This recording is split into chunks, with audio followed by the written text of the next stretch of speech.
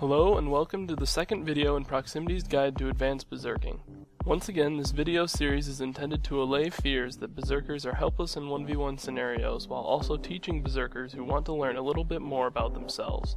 Each video is going to focus on one class, and as you can see, this video is covering Berserkers versus Slayers.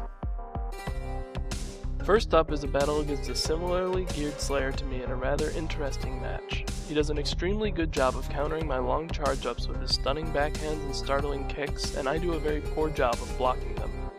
As you'll see over the course of this video, this is precisely how Slayers gain their advantage, and this fight is no different as I drop extremely low. A few misplaced attacks from the Slayer, however, allow me to take advantage, even though I step into a knockdown strike which I'm lucky didn't put me on the ground. With only 10% of my health remaining, I have to start playing conservatively or this battle will be over all too quickly. Taking care to guard my little remaining health carefully, I begin blocking while approaching the Slayer, expecting a quick stun at any moment. In the end, a missed stunning backhand, successful dodge bait, and damage reflection on the Slayer's armor turned this fight into a draw. The next fight is short, but it showcases the most clear example of a follow-up hit, which is important to master when fighting Slayers. Despite Slayer's speed, their attack animations are fairly long, especially if they make an error and fail to trigger skill synergies. Up to this point, I've been missing every attack and blocking all of his, but I take the opportunity to trade a Thunder Strike for a few distant blades. The damage advantage is clearly mine. A missed startling kick leads the Slayer into his overhand strike, but I simply move to the side and follow the Slayer into his animation's end. This fight here I hope will show the value of blocking a Slayer's stuns. The Slayer immediately opens with combo attacks to slow me down. Knowing I can't get away, I cancel my charge and immediately block his stunning backhand, which lets me safely sidestep his overhand strike. I try to take a static swing, but he avoids it easily.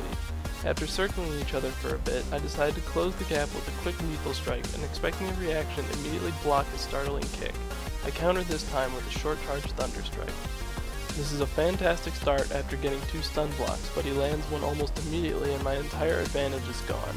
The combo attack snare prevents me from retaliating right away. However, with a surprise short charge crit to counter his close range mentality, I managed to pull off a flattened combo for the win.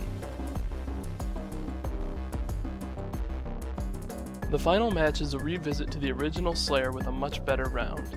The distant blade from the Slayer puts us into combat speed right away. I'm being careful here to avoid an opening stun, but the Slayer charges.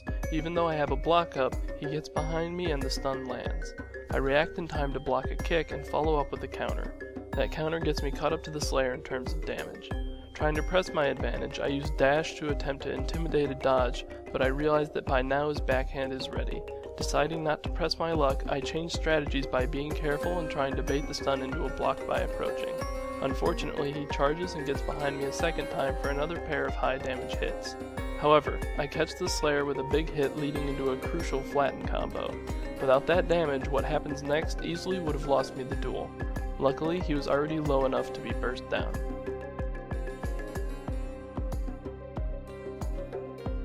Next up, we tackle Sorcerers, the first kiting class. Thanks for watching.